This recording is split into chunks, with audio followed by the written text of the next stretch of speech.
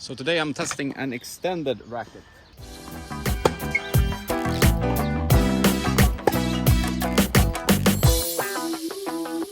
Hey fellow tennis nerds, I hope all is well. Today I was shooting some more coaching content and other things to come up, so watch this space and please subscribe to the channel. This relates to the video I released about the racket I used in the ITF Masters, which is the new name for the ITF Senior. So I used the Pure Aero, which might come as a surprise. In the past I've complained about the stiffness of Babolats. I still find them to be a little bit stiff generally, but I don't have any arm issues, so I can play with them.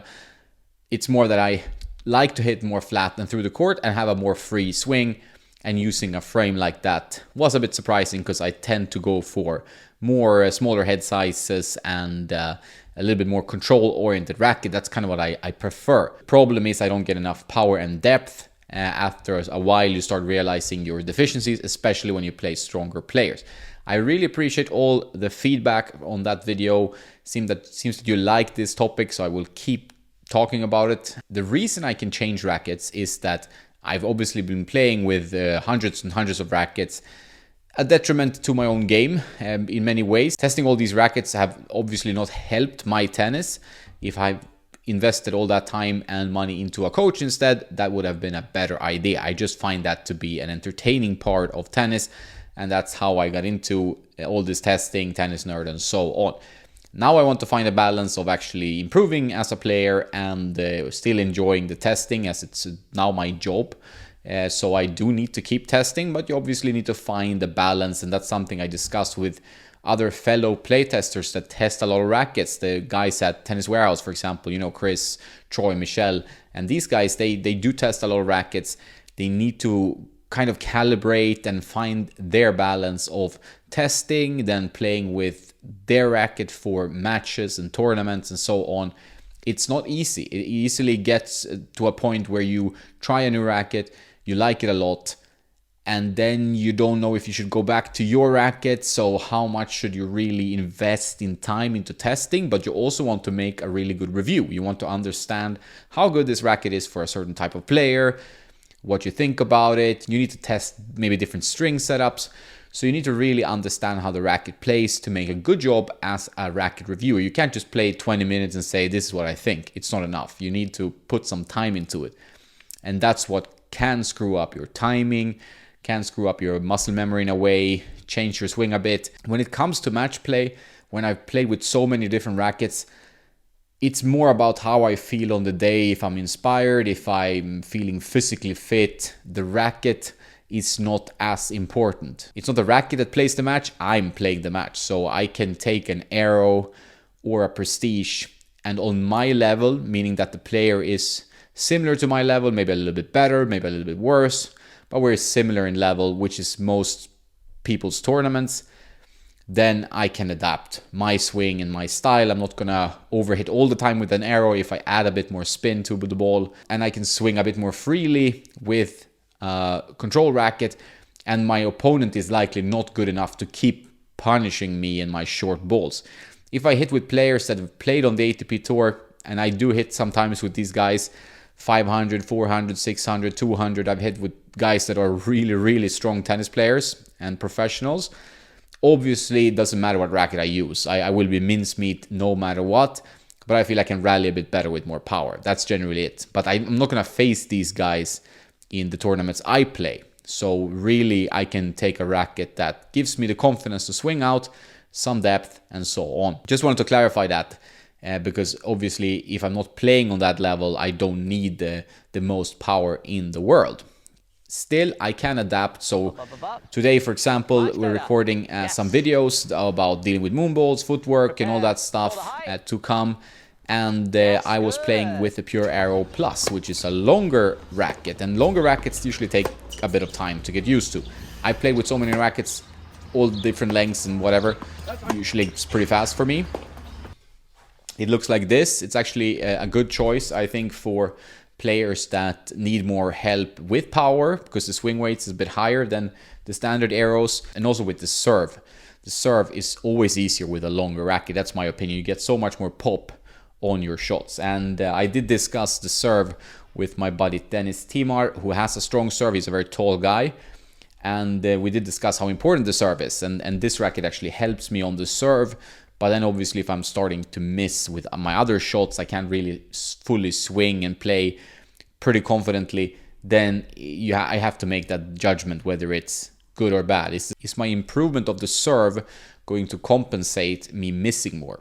Most likely not on my level, but it could be worth trying because then I might adapt it. But my main message of this video, which is important, is that if you're competing, don't get into this racket jungle. If I was more serious about competing and I wasn't doing Tennis Nerd, I would definitely just pick one racket, to be honest. I think that's even better, just to pick one and go for that. I mean, it obviously has to feel good, but if you have one that feels good, just stop second guessing yourself. Because every racket has a downside. Every racket has upsides. In this case, it's quite extreme. It's an Aero Plus, so it has a lot of power, a lot of spin potential. It's a longer, so even more pace than the standard version. It's obviously something that I can mold my game together with. If I just have this racket for the rest of my playing career, I'm sure I can find a way to groove my game to suit for this racket. It's not that hard to adapt your swing a little bit, play with more spin, whatever. So if I just give this racket enough time, I think I can play pretty well with it. I was hitting a bit long, and I do play a bit more confidently with standard length generally. But it's fun sometimes to test. Like I said, it's kind of my job, hobby, whatever. But it's not something I recommend to you guys. So I think unless you really like it in the same way I do, think it's fun and whatnot, it's much better to just take a racket that you like, have a few of that, maybe 1, 2, 3, 4 even, depending on how serious your tournament schedule is, and just gel with that. And don't even try other rackets. I think that is the main advice here. Don't get lured into testing other rackets, because then the problem starts. And when you have so many rackets, or you get rackets demos sent to you, obviously you get excited about them. It's fun to test them, and then it's very easy to get into thinking that, wow, I love this frame, I want to play with it, blah blah blah blah.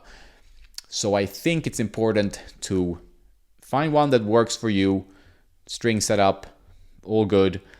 Then you can maybe buy a few so you have when the string breaks. And that's pretty much it. Then I would really recommend not to test so much. I know this is counterintuitive for a tennis nerd or a guy that reviews rackets, and I think it's fun. And I really think it's okay to find it fun. But I do also know that some people spend way too much money and time on rackets. So I think it's good to keep that out there, that if you're interested in playing better tennis, the racket is not where you should put your money. You should go to a coach or a course or whatever. Play more matches, tournaments, play your club fee, get a gym membership. All these things will make a bigger impact on your tennis than the racket. I think you know that. I know that. We all know that. But it's just good to repeat it at times, because you might think that I don't realize this and I'm just buying rackets to find the perfect one, and that's when I'm gonna play my best tennis. No. I can just take one of these, all of them on the bed, pretty much here in front of you. Take that one, make a decision. This is not my racket. Put all the others away. Just gonna play with this racket. I'm sure it will be better for my tennis. But I'm testing rackets, so it's a little bit difficult to be that strong, because I'm going to be testing new rackets all the time. The problem is, if I'm so used to a certain racket, then testing rackets is a little bit more difficult, because you will compare everything to your standard racket. You don't have maybe the same open mindset, and you're not as keen on testing them. So that balance is also important. So you have to find what is your priority. In my case, Tennis Nerd is my priority. It's a passion that became my job and something I can do. I really like doing it. However, maybe at some point I won't anymore. I won't enjoy doing the reviews. I won't be as excited to play test rackets, whatever the reason that may be. That's another story. But for now, that's my priority. Will like to play more ITF Masters. I really enjoy that. So I'm going to play more competitively, and I'm going to use that to create better content and use it for some racket testing as well. So hopefully you like that stuff, because I'm happy to do more. Obviously, when you're playing a match, you're more tense.